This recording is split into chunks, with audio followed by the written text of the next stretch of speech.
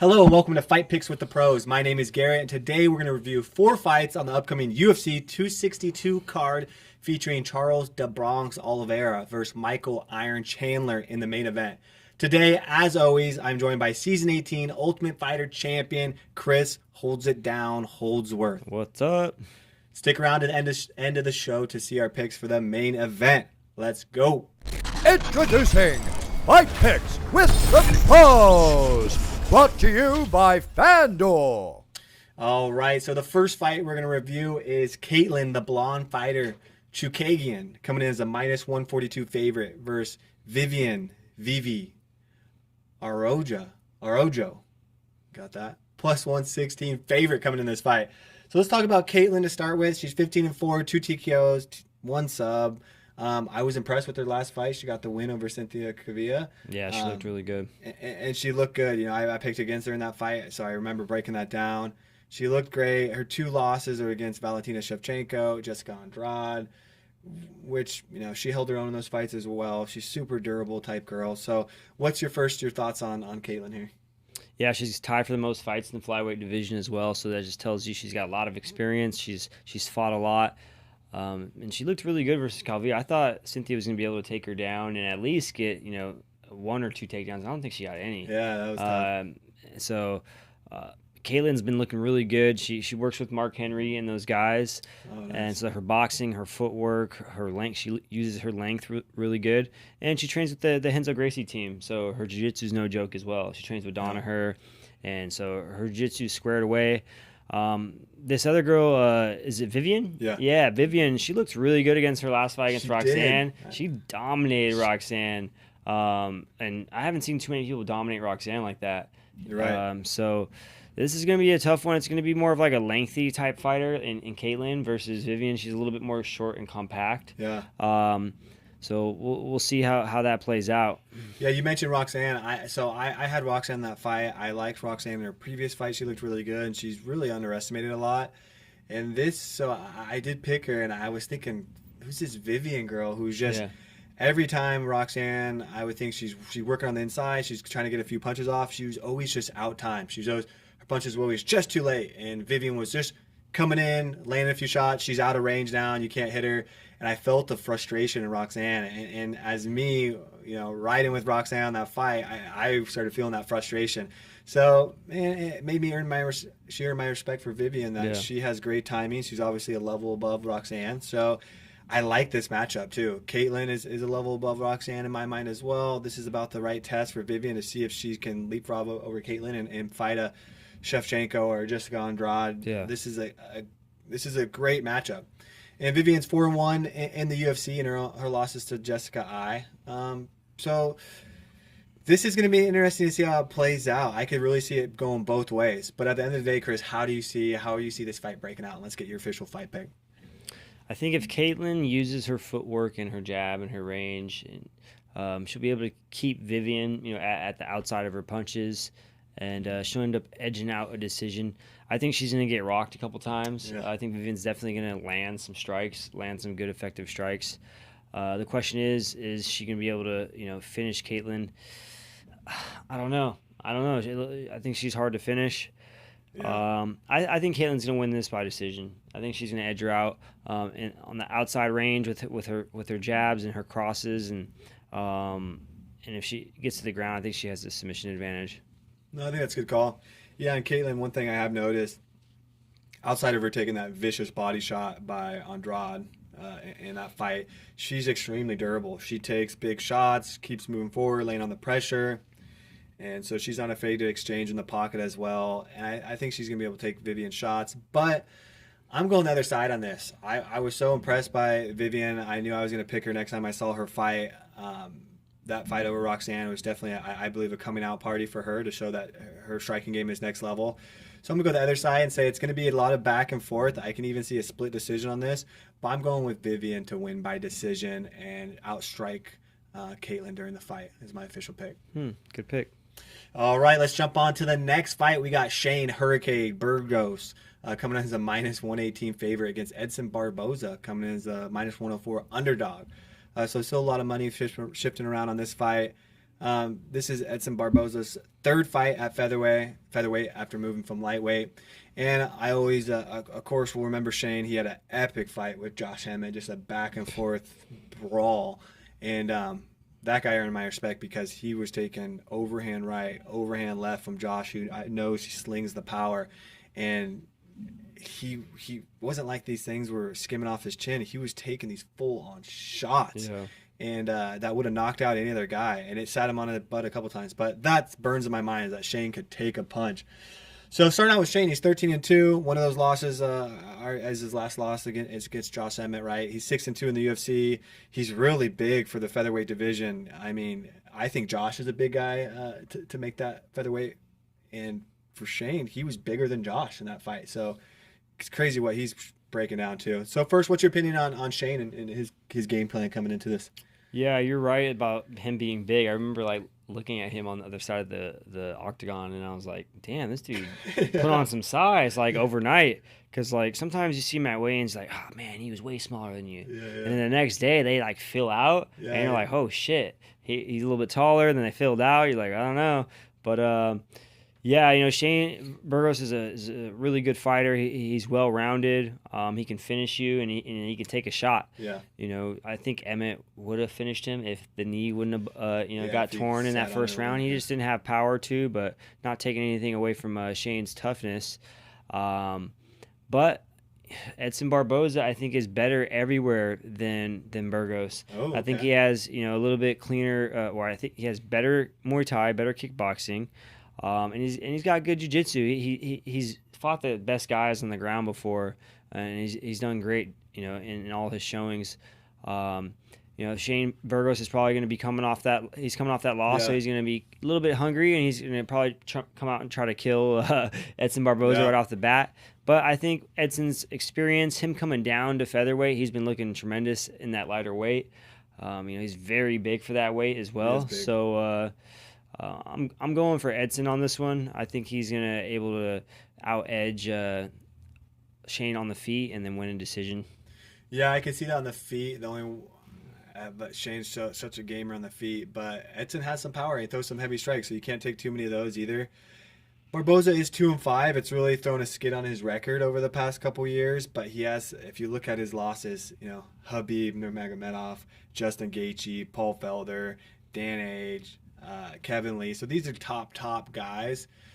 Now Shane just got a taste of that with Josh Emmett. He's the type of guy that's on those guys' level. So I think that was a great fight for him to come into this, even though he took the L against Josh. And it's hard. Edson is definitely a fan favorite because he throws those spinning heel kicks and spinning back fists. He's got this toolbox of striking. But I'm going to have to, even though I'm a fan of Edson, I've enjoyed watching him on the cards, I'm going to go with Shane with this one. I think with that pressure he brings on you, he's not gonna stay back in range to where Edson can get off those all his spinning attacks that he likes to get off and pepper you from the outside. I think Shane's gonna put on too much pressure, get on the inside. I can even see a TKO happening in this fight. I was leaning towards decision, but I'm gonna say Shane is gonna get there and get the TKO finish over Edson, probably in the second round. So I'm going for Shane via TKO. You're going Edson. Right, Edson, by decision. Okay. Move on to the next one. This is definitely a huge fan favorite on the card. We got Tony El Cucuy Ferguson coming in as a plus 132 underdog. So him, throughout his 12-fight win streak, it's been a long time since he's been a dog, and so this is surprising to see. But we see how it goes after taking 2 L's. First, Beneil Dariush coming in as a minus 162 favorite. So this is a huge fight for both guys in their career. One's coming riding the ladder up, which is definitely for Beneil a step up in competition. He's on a huge 6-fight win streak. He's putting guys away, and he's getting better and better every fight. Tony Ferguson on the other side, 2-fight skid. He's 25-5.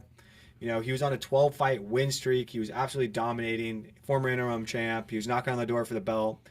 And he really got pieced up by Justin Gaethje bad to where he took a lot of big shots. And then we all know the Charles Oliveira loss where he was just got out-grappled bad. So 2 bad losses and fighting a tough guy. So this is a huge fight. Super excited for this one. Let's kick it off with Tony Ferguson. What do you think about his previous path of really knocking on the door of the championship, now taking this 2-fight skid. What do you think? He changed up his camp, changed up coaching a little bit.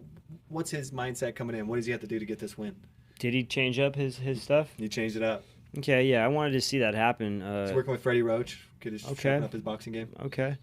Yeah, hopefully after 2 losses, you make some changes, see where you need to fill those gaps, and do some things differently. But he's fighting a guy, Dariush, who's got good jiu-jitsu. He's got good enough, close to jiu-jitsu like Oliveira. Like, Beneil's been around for a very long time, and as you can see, highly decorated BJJ Nogi World's champion. I've seen him win some tournaments back in the day at colored belts. I think if Beneil is smart, he's going to definitely press the clinch in grappling game. I think he can expose Tony a little bit, just like Oliveira did. Get some takedowns and get some good positions on him, and who knows, maybe even get a submission. But Tony's no slouch. But he's looking old to me now that yeah, I agree. I don't know if it's the last couple of fights. He's looking older now, and sometimes a fight can age you a couple years. He's buzzing his hair. Yeah. He's looking a little older in the face, but he is getting up there. Yeah. And kudos to him to keep fighting at the highest level. Even though probably don't have to. But so let's talk about Beneil a little bit more. I think you bring up some great points, and for him, Tony's confidence is at an all-time low. I know he's changed up the camp, working Freddie Roach. There's just no way of getting around it. Two losses. All the media's talking about it. But maybe, he's a mental type guy. Maybe he's getting his confidence in the right place. On this side, Beneil, his confidence is off the charts right now. Coming 6-fight win streak, and he's putting away good guys. And what I noticed about him, a lot of subs. He's got some TKOs in this win streak. And not only TKOs, he likes to walk off. He likes to drop you and walk away. It reminds me like Sugar Sean O'Malley. I does those walkout KOs. Beneil Dariush is he's mastering that technique. They're great for the highlight reel, but you want to see him get in there and finish. I know you said he should lean towards his BJJ and grapple. I agree with that, but I think he's in love with his hands, man. Yeah. These last couple of fights, he's been piecing guys up, so I think he'll keep it on the feet with Tony. If it does stay standing, Tony's great on the feet. He's working with Freddie Roach. So let's jump into your official predictions. It sounds like you're leaning towards Beneil, but let's get your official prediction, how you see this fight ending up. Yeah, I'm pulling for Beneil on this one. I think he can finish Tony. I honestly think he could. Do I want to say it's going to be a finish? I don't know if I want to. I don't know. I'm calling a lot of decisions. Because these are some good fights. These are going to be some competitive fights. But I think Beneil's going to do enough to edge him out in a decision. You going Beneil by decision? Yeah. Okay, I feel the same way. It's sad to say. I don't think I've ever picked against Tony to this point. I think Beneil is coming in with power. He's finishing guys. He's got decisive decision wins. It's not like he's barely pulling it out. And I think Tony's going to bring the forward pressure, which is going to ultimately result in him getting clipped, is what I'm going to predict. So I'm going to call Beneil getting the TKO win. I think it's going to happen late in the fight, probably in the 3rd round. But I'm going to say Beneil by KO, and it's going to put a serious thought into Tony whether he should wrap it up or not. And Beneil is going to be right there in top 5 contention for that 155 title. Nice. It's time for the main fight pick of the evening. So for the main event, we got Charles the Bronx Oliveira coming in as a -142 favorite against Michael Iron Chandler coming in as a +116 underdog. So this is a huge fight. Many of us know the story. Dustin Poirier turned down a championship fight against Charles Oliveira to go for the big money fight against the trilogy fight against Conor McGregor. Can't blame him. He's probably getting his original pay plus pay-per-views for Charles Oliveira, which would have been probably $400,000, $500,000. He's going to go fight Conor McGregor and make double or triple his money. So don't blame him. Hard to blame him there. He's going for the bag. And then on the other side of it, perfect opportunity for Michael Chandler, who's just hunting for that belt. That was his huge goal coming over from Bellator, getting a nasty KO win over Dan Hooker. I was there in Abu Dhabi sitting ringside for that fight. And there was no questions asked. He put Dan Hooker away. But this is the striker versus grappler bout. We've seen this 1,000 times. Who knows how it's going to play out? But let's start with Charles Oliveira. 30-8, 8 TKOs, 19 subs. Probably the best jiu-jitsu artist in the UFC right now. has the record for most subs in the UFC at 14. He's got the reach advantage. He's coming off 8 straight wins. This guy, it's hard. The way he beat Tony Ferguson was unlike we've ever seen because he has a great ground game coming out of the 10th Planet Jiu-Jitsu, but he just got taken out on the ground. So let's start with Charles Oliveira. Touch on his last performance against Tony a little bit, and then tell me what makes his BJJ game so above the rest. How did he wet blanket Tony so bad to make him look like he was a novice on the ground? Yeah, I think the difference between him and other just regular jiu-jitsu guys is he's got a good Muay Thai background from the shoot box. The shoot box has been a very good team in Brazil for years now. The Beneil Silva, the Hua brothers, Rafael Cordeiro, all those guys, they produced some champions, like all the Pride champs back in the day. So shootbox is no joke, and I think he blends it up really well. Like, he's not afraid to strike, but then when he sees those opportunities, once you're striking with him, he gets the takedowns off of blending it in really well. He's not one of those guys that needs to take you down. He can piece people up, and he has finishes from TK. He's got 8 TKOs. Yeah, that's no joke. So he's got 14 submissions because I think he blends it up really well. He can strike, get the takedowns, and then his grappling game is just subpar over all these guys that he's able to really do some cool stuff in there. Him hold the record. He's got a very long reach, and that lanky kind of style is hard to deal with. He creates a lot of leverage with that body type, and I think he's going to be a handful for Chandler. Yeah, I think he's going to be a handful too. But it reminds me of that Gregor Gillespie fight that we just watched last week. Is that how is the wrestler going to, get out of the, there's going to be some times where he's going to have to get out of the submission if he gets taken down, right? Yeah. And I think if Michael Chandler can scramble and tire Charles out, this is a 5-round fight. And the good statistic is, Michael Chandler's been in a ton of 5-round fights. This is, if I'm not mistaken, this is the first 5-round fight for Charles Oliveira. So it's going to be different game for him. So hopefully Michael Chandler, maybe his game plan is to bring him in to drag him into deep waters. But Michael Chandler said just yesterday in an interview that his plan is to put that pressure on him right away. He wants him to feel his power right away. And as soon as he's having second thoughts, those shots are already going to be landing. So it's kind of a nasty, just like he did with Dan Hooker, got right in his face and landed those big shots. So that just makes me excited to watch this fight. So moving on to Michael Chandler, speaking of, he's 22-5, 10 TKOs, 7 subs himself. So his ground game is there as well. And he's a strong dude. I've never, I got to see him in person. Of course, you see him iron Chandler's because he's just shredded and ripped out of his mind, right? So maybe he's more of a compact guy. Maybe that's going to play into it as well. So if, on the other side of it, if you're Michael Chandler, he's coming off a big win. This is for the strap. This is a huge fight. What do you think his mentality is coming in this fight, and what's his kind of game plan, of course, to avoid going to the ground with Charles?